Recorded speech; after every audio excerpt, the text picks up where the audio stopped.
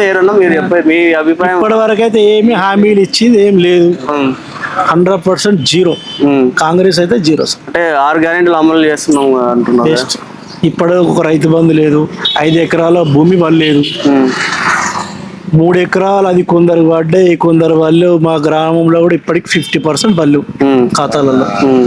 ఏమిచ్చిండు? ఉచిత crop loan మాఫీ లేదు.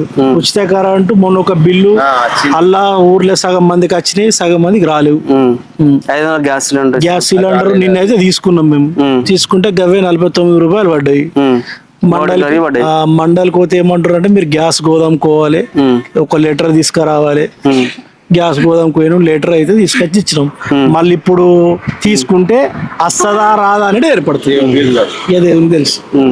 So remaining bus free bus కూడా ఇచ్చారు. ఎందుకు దిక్కులేక ఫ్రీ బస్? అంతేనా? ఆడవాళ్ళకి యూజ్ అవుతుంది కానీ మనం